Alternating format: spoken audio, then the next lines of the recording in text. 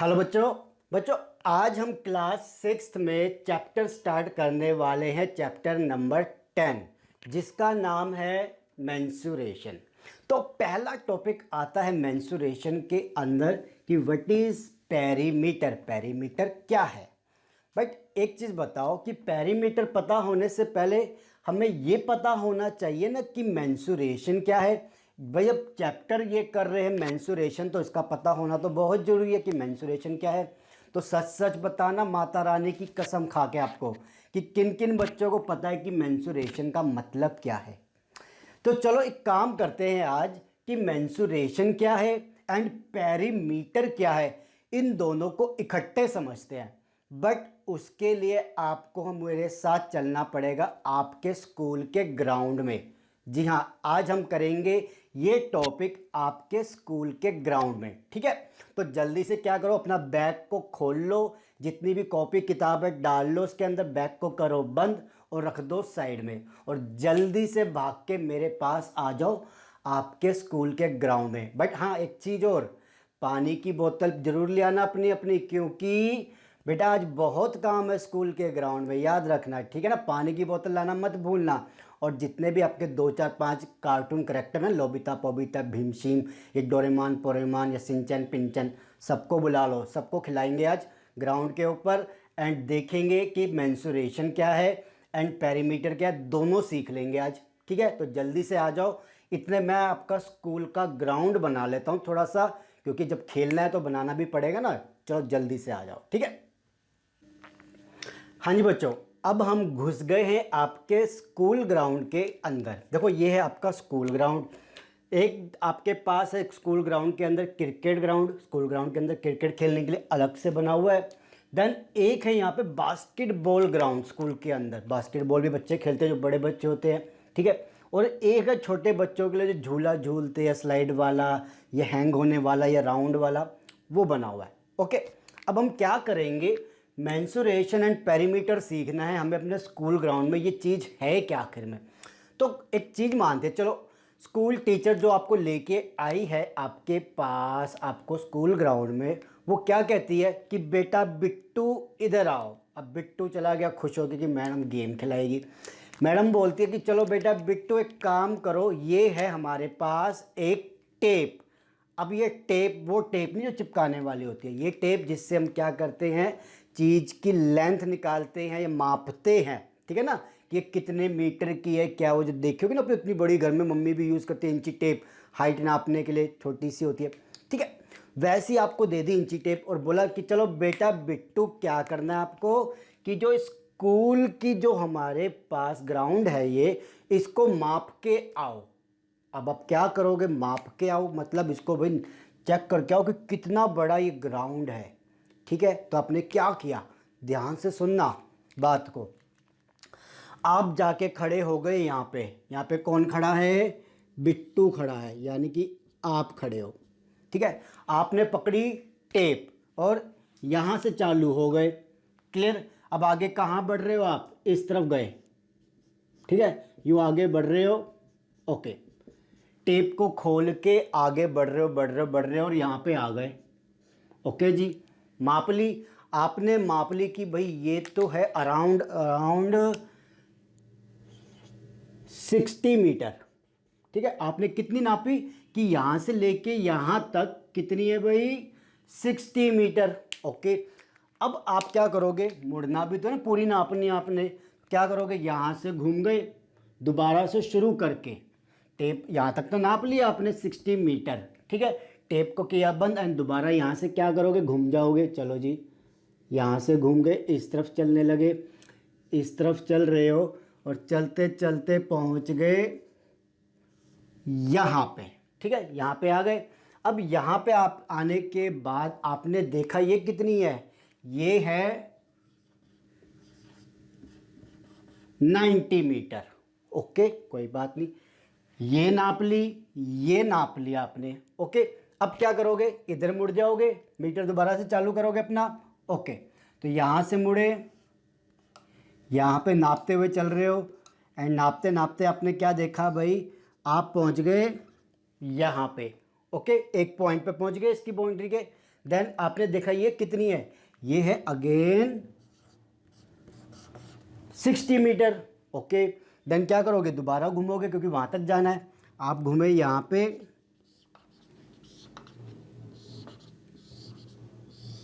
यहाँ पे आ गए, एंड यहाँ पे आने के बाद आपने क्या देखा, ये कितनी है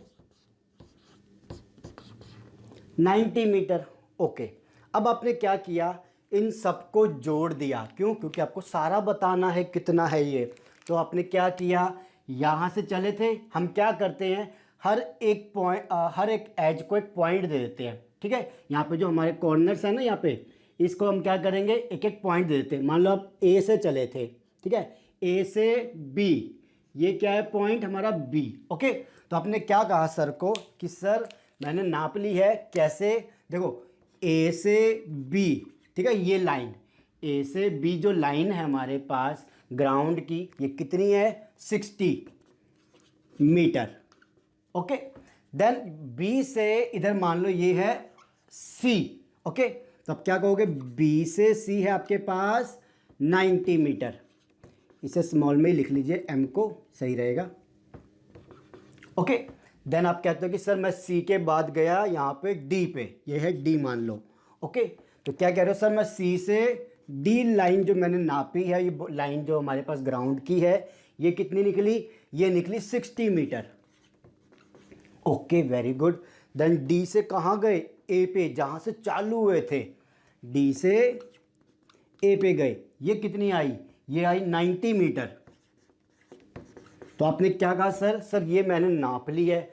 सर कहेंगे कि टोटल में बताओ मुझे भी, टोटल में कितनी हुई, ऐसे नहीं कि एक एक लाइन बता रहे हो, टोटल में बताओ भाई बिट्टू। ठीक है, तो आप क्या करोगे, टोटल में बताना है तो आप क्या करोगे, इन सबको जोड़ दोगे। कैसे जोड़ोगे कि A B plus B C plus C D plus D A. Okay, कितनी हो गई हमारे पास 60 प्लस 90 प्लस 60 प्लस 90। अब टोटल कर लो, 60 प्लस 90 150, 150 प्लस 60 210, 210 प्लस 90 300। तो ये टोटल में कितनी हो गई 300 मीटर।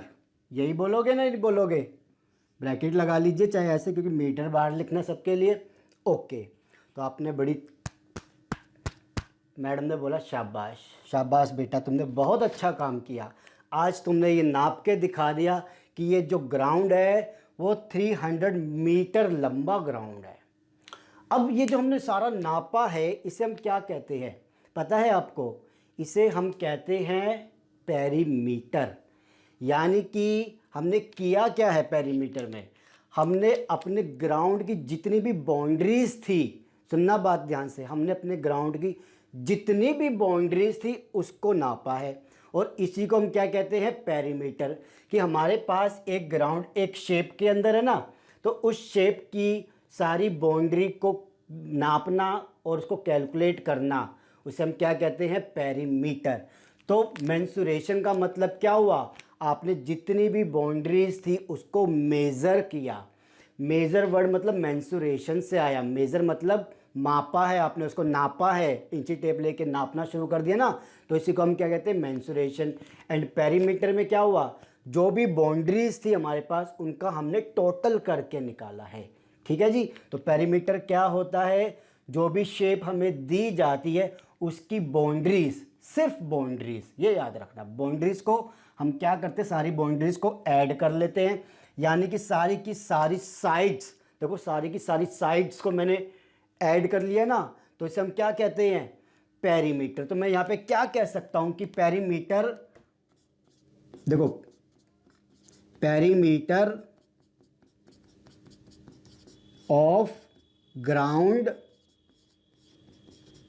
अब ग्राउंड का एक नाम दे देते हैं, ग्राउंड का नाम क्या है हमारे पास, ए बी सी डी, जो उसके पॉइंट थे हम वो लिख देंगे। तो perimeter of ground A B C D is 300 meter. Simple चीज़ थी ना, बस एक बार क्या था समझने वाली बात थी कि एग्जैक्टली पेरीमीटर होता क्या है। तो ग्राउंड में डेली घूमते हो, अब पता चल जाएगा ना कि पेरीमीटर क्या है। तो जो उसकी बाउंड्रीज है उसको नाप लो, पता चल जाएगा कि पेरीमीटर क्या है। ठीक बात। चलो, अब हमने बाहर बाहर की तो बाउंड्री नाप ली। अब हमारे पास यहाँ पे 3 शेप और है। एक क्रिकेट ग्राउंड की बाउंड्रीज देखो, एक हमारे पास बास्केट ग्राउंड की बाउंड्री, और एक है हमारे पास जो जनरल झूले होते हैं हैंग ग्राउंड के, वो कैसी है, ट्रायंगल में है। तो इसको भी नाप लेते हैं जल्दी से। अब क्या करेंगे, इसको मिटा लेते हैं हम ताकि इसको लिख सके। देखो, अब है हमारे पास जो क्रिकेट ग्राउंड है, इसको नापते हैं, इसका पेरीमीटर निकालते हैं। ठीक है, जल्दी से करेंगे अब इसको हम, क्योंकि मैं अब समझ में आ गया कि पेरीमीटर होता क्या है। ओके, अब मैं क्या मानता हूं कि चलो सबको पॉइंट दे देते हैं। डी तक हो गया, ये है ई, एफ, जी और एच। ओके, अब आपने फिर से इसको नापना शुरू करा, अच्छी बात है। तो हमने क्या देखा, ये जो हमारे पास निकला है, मान लो ये निकला है 35 मीटर। ओके, ये 35 मीटर मान लो। अब जब यहाँ से आगे मुड़े, यहाँ से देखो, यहाँ से शुरू किया है, ठीक है, आपने शुरू किया एच से और ई पे गए, ये नापा आपने 35 मीटर। देन आगे गए ऊपर की तरफ, ऐसे नाप रहे हो, तो ये मान लो कि आपने नापा है 45 मीटर। ओके, एंड ये आगे चल रहे हो आप और यहाँ पहुँच गए हो, मतलब नाप लिया ही आपने। ठीक है, 45 मीटर। देन आप यहाँ से चले, यहाँ से चले, यहाँ से चले और जी पे पहुँच गए। ठीक है, जी का आपने क्या नापा, फिर से 35 मीटर। ठीक है जी, चलो जी। ओके, देन आप यहाँ से फिर से नीचे आए। एक काम करो, इसको 45 की जगह ना 35 कर लो। ठीक है, ओके, 35 ये नापा, 35 ये नापा, 35 ये नापा, एंड यहाँ पे आए तो इसको नापा आपने अगेन 35।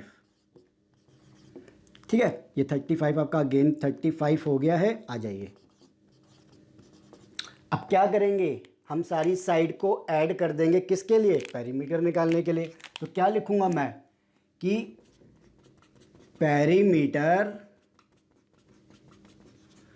ऑफ, क्या है हमारे पास शेप, कहीं से भी पॉइंट लिख लीजिए, कोई दिक्कत नहीं।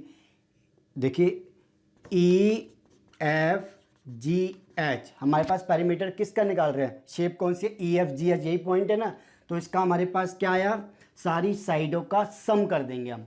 तो हमारे पास पहले क्या है, ई से एफ, एफ से जी, जी से एच, एंड जी से एच हो गया, और एच से ई, एच से ई।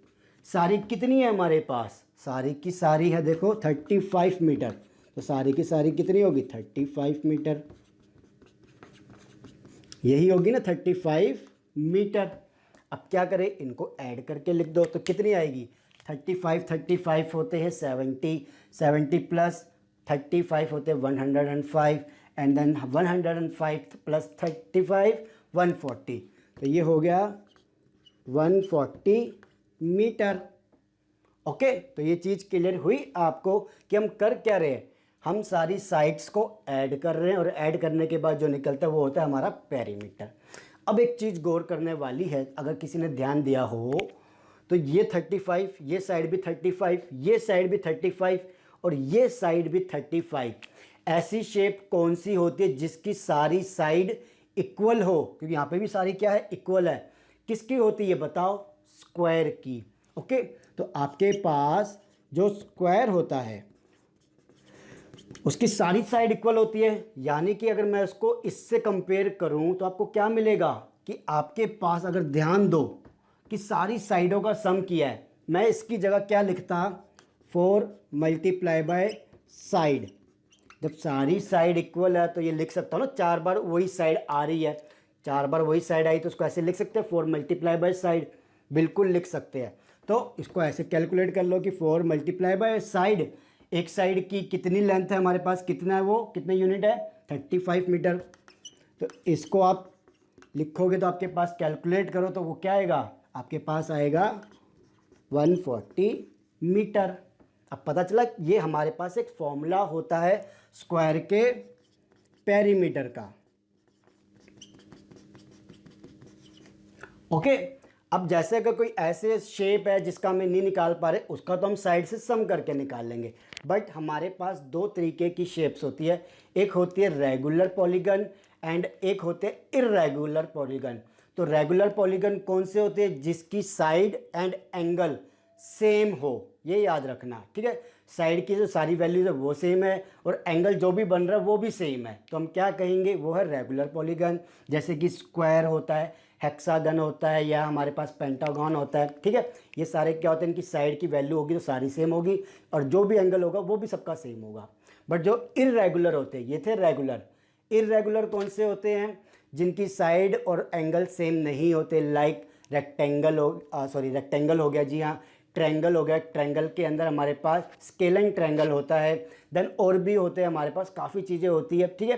तो उनको भी देखेंगे। बट ये भी समझ लो कि हमारे पास स्क्वायर के पेरीमीटर निकालना हो तो फॉर्मूला क्या है? 4 इंटू में साइड, यानी 4 मल्टीप्लाई करना हमें साइड से।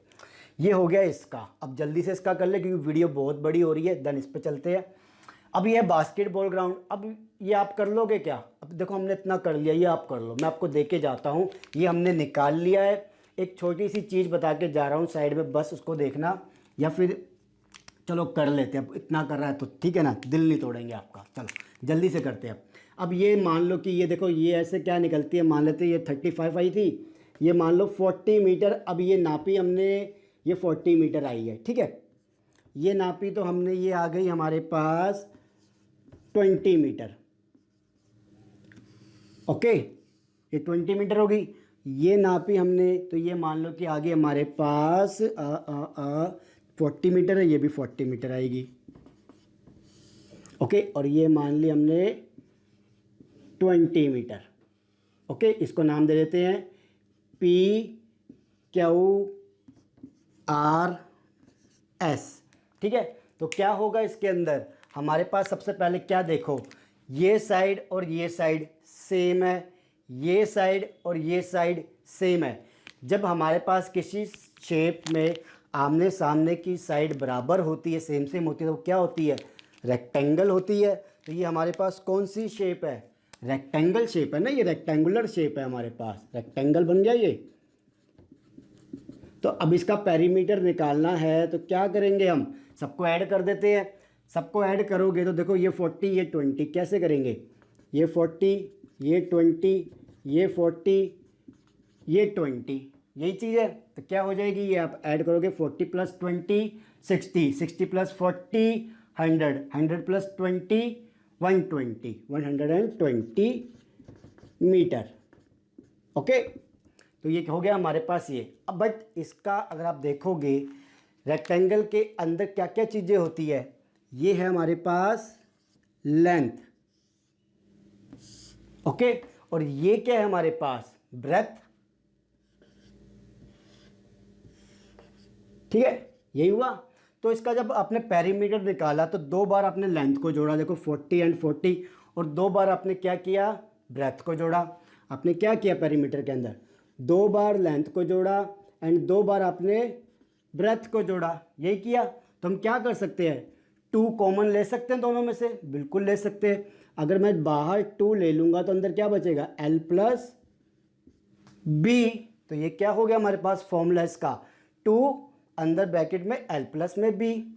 तो जैसे यहाँ पे फॉर्मूला आया था 4 इंटू में साइड, क्योंकि सारी साइड सेम थी, बट यहाँ पे क्या होता है? लेंथ और ब्रेथ अलग अलग होती है, तो 2 ब्रैकेट में लेंथ प्लस में बी। हो गया क्लियर? ट्रायंगल का भी बता देता हूँ जल्दी से, चलो जब इतना किया तो और सही। ये है, मान लो ये है M, ये है N, MNO, ठीक है, MNO। तो ये कितनी होगी हमारे पास? देखो ऊपर और नीचे की सेम है ना, तो क्या होगी? ये भी हमारे पास 40 होगी। और ये मान लो ये हमारे पास तकरीबन मान लो कि कुछ ये है 20, तो ये मान लो 12 है, ओके, 12 मीटर।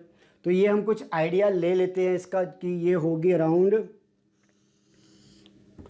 45, ठीक है, ये मान लो 45 है, ओके। तो ये हमारे पास होगी 45 metre, metre and metre.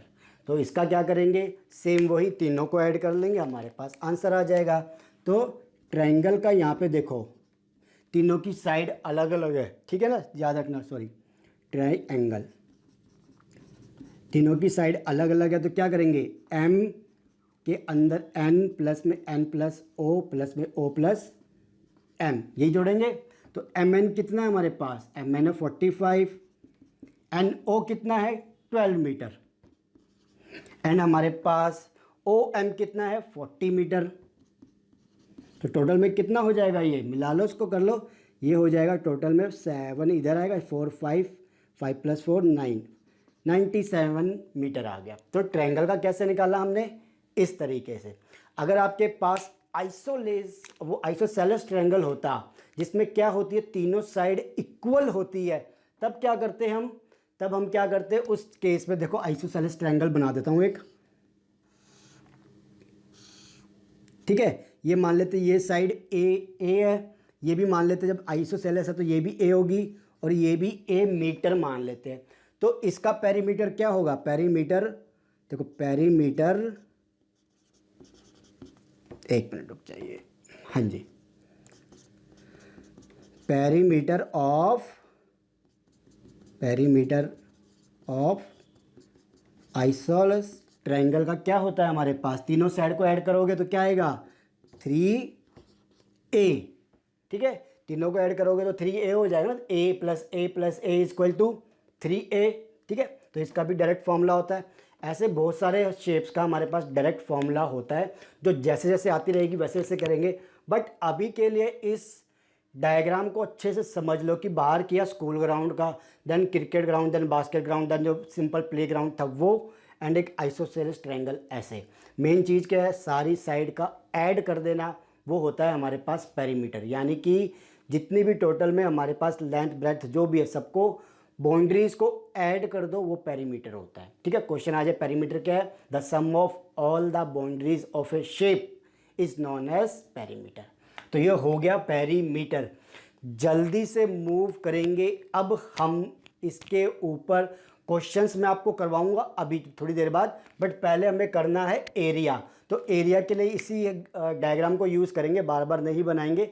Area का हम इसी डायग्राम से करेंगे ताकि अच्छे से समझ में आ जाए, ठीक है। देन खट्टे मैं आपको एक अलग से बताऊंगा कि हमारे पास क्वेश्चन किस टाइप के आते हैं, ताकि सारी चीज़ें खट्टी हो जाए हमारी, ठीक है। जल्दी से मिलते हैं अब कि एरिया क्या होता है। पेरीमीटर क्लियर हो गया, अब एरिया करेंगे, क्लियर, तो इससे कर लीजिए। तब तक मैं इसको साफ़ कर देता हूँ और देन दोबारा बनाते हैं इसको अच्छे से, ठीक है।